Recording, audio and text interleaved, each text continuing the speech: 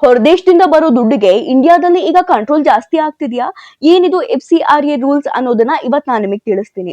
ಹೊರದೇಶದಿಂದ ಬರೋ ಫಂಡ್ಸ್ ಅಥವಾ ದೇಣಿಗೆನ ಕಂಟ್ರೋಲ್ ಮಾಡೋಕೆ ಇರೋದೇ ಈ FCRA ಕಾಯ್ದೆ. ಮುಂಚೆ NGOಗಳು ತಮಗೆ ಬಂದ ದುಡ್ಡನ್ನ ಬೇರೆಯವರಿಗೆ ಟ್ರಾನ್ಸ್ಫರ್ ಮಾಡಬಹುದಿತ್ತು.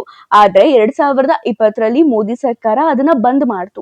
ಈಗ 2026ರಲ್ಲಿ ಹೊಸ ರೂಲ್ಸ್ ಬರ್ತಿದೆ. ಇದ್ರ ಪ್ರಕಾರ ಯಾವ್ದಾದ್ರೂ NGO ಈ ರೂಲ್ಸ್ ಅನ್ನ ಬ್ರೇಕ್ ಮಾಡಿದ್ರೆ ಅಥವಾ ಅವರ ಲೈಸೆನ್ಸ್ ನವೀಕರಣ ಆಗದೆ ಇದ್ರೆ ಆ ದುಡ್ಡಲ್ಲಿ ಕಟ್ಟಿರೋ ಆಸ್ಪತ್ರೆ, ಸ್ಕೂಲ್ ಅಥವಾ ಧರ್ಮ ಸಂಸ್ಥೆಗಳನ್ನ ಸರ್ಕಾರ ತನ್ನ ಕಂಟ್ರೋಲ್ಗೆ ತಗೊಳ್ಬಹುದು ಅಂತ.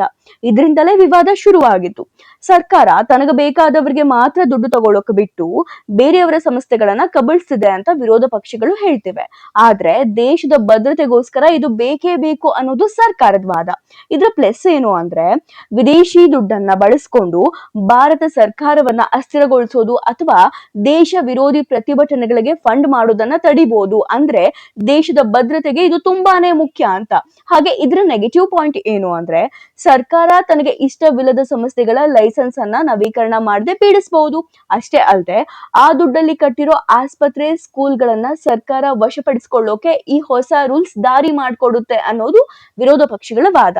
ನೋಡಿ, ಒಂದ್ ಕಡೆ ದೇಶದ ಸೆಕ್ಯೂರಿಟಿ, ಇನ್ನೊಂದ್ ಕಡೆ ಸೇವೆ ಮಾಡೋ ಸಂಸ್ಥೆಗಳ ಸ್ವಾತಂತ್ರ್ಯ. ನಿಮ್ಮ ಪ್ರಕಾರ ಇದರಲ್ಲಿ ಯಾವ್ದು ಸರಿ ಅನ್ಸುತ್ತೆ ಅನ್ನೋದನ್ನ ಕಮೆಂಟ್ ಮಾಡಿ.